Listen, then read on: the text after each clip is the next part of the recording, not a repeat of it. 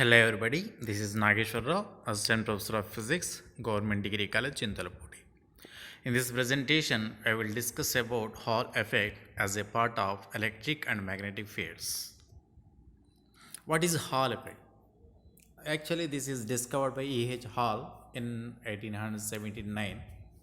According to this, when the magnetic field is applied perpendicular to the current carrying conductor, a potential difference is developed normal to the magnetic field and normal to the its length. This phenomena is called Hall effect. By using this Hall effect, we can determine the sign of the charge carriers in metals as well as in semiconductors also. So, the Hall effect can be defined as when a magnetic field is applied perpendicular to a current carrying conductor, a potential difference is developed between the points on opposite sides of the conductor. So as shown in this figure, PQRS is a metal strip whose length is along the x-axis and a magnetic field B is exists along the y-axis. When there is a current I which is passing through the metal strip along the x-axis, a potential difference is exists or developed along the z-axis, along the plates of the upper or lower parts of the metal strip according to the Hall effect. This voltage is called VH, that is Hall voltage. So as shown in this figure, this is as discussed here, that is a thick metal strip is there and x-axis, this is along the x-axis. Let a current I is passed in the conductor along the x-axis, B is along the y-axis. Now due to this magnetic field, some force is exerted on every charged particle we know. The direction of this force can be calculated or can be analyzed by using the Fleming left hand rule. If the charged particles are negative, as shown in this figure, the force on the charged particle due to the magnetic field is along the positive z-axis. If the charged particles are positive like holes or protons, the direction is along the negative x-axis, negative z-axis. So there is potential difference between two planes, that is PQNM, and a lower plane, that is SR. This voltage is called Hall voltage. Due to this, the upper side of a charged negatively while the lower side will be charged positively. Thus, a transverse potential difference is occurred, as I told you, that is called Hall voltage. Now, due to this potential difference between two planes, that is PQNM, and a lower plane, that is SR, there is an electromotive force is developed. This electromotive force is called Hall electromotive force, that is Hall EMF. Of course, this Hall EMF can be measured by using the potentiometer. Experiments shows that the charge carriers in metals are electrons and the charge carriers are in semiconductors may be positive charged holes or negatively charged electrons.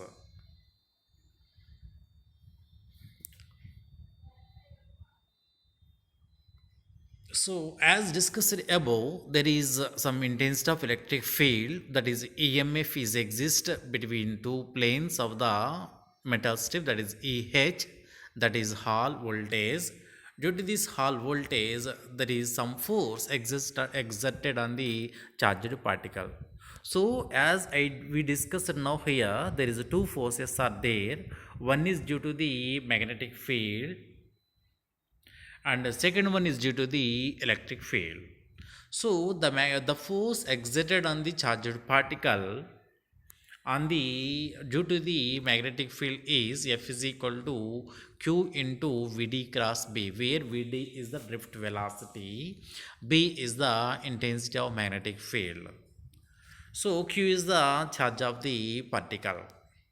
So, due to the electric field, the force exerted on the charged particle F is equal to QEH. We know that intensity of electric field E is equal to F by Q. According to this formula, the force exerted on the charged particle F is equal to QE. So that in this case, EH is the Hall electric field. So F is equal to QEH. At equilibrium, these two forces are equal. These two forces are equal but in opposite direction. So the resultant force is zero on the each charged particle in this metal strip. So that Q into Vd cross B plus QEH is equal to 0 because the resultant force is 0. So from this equation, the EH is equal to minus Vd cross B.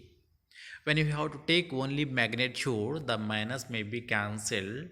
So that EH is equal to Vd into B. So that from this Vd is equal to EH by B. What is Vd? This is called drift velocity. What is drift velocity? We know any metal in which electrons will move from one place to another place due to the potential difference. So the average speed or the average velocity of the charged particle is moving from one place to another place in metal is called drift velocity. That Vd is equal to EH by B. So we know drift velocity is Vd is equal to J by Nq, where we know J is equal to current density, N is the number of particles per unit volume in the metal, and Q is the charge. What is current density? We know current density J is equal to I by A. That is I by A, that is the current passing per unit area is called current density, where N is the number of charged particles per unit volume, that is also called particle density in that metal. So substitute this value of Vd, drift velocity, into the above equation. EH is equal to J by Nq into B. So here VH is the Hall voltage in equilibrium, then EH is equal to VH by D. This equation we discussed a number of time in capacitors, that is E is equal to V by D, and according to this, where D is the distance between two planes and V is the potential difference, E is the intensity of electric field. So when due to the above equations, we can write that equation as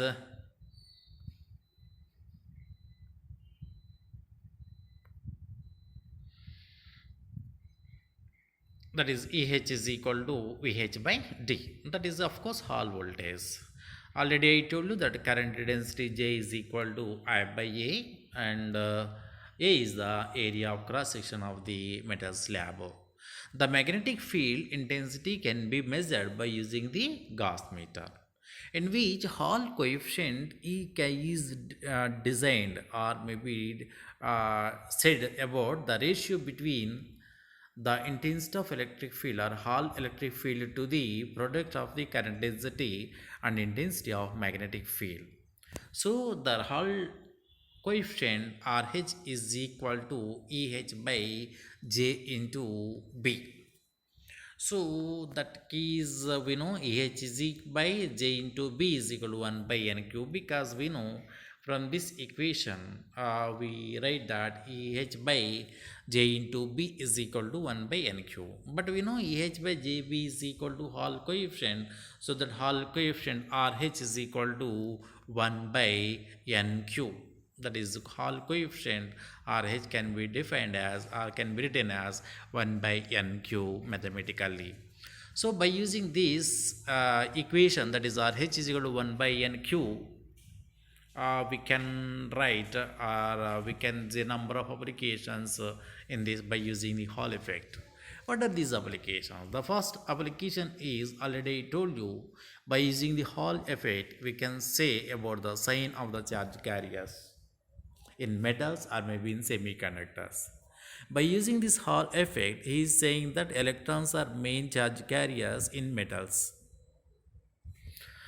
In case of electrons, this Hall coefficient is minus, that is negative. In case of positive particles, maybe holes or protons, this Hall coefficient is positive. By using these concept, we can say that the charged particles may be negative or may be positive.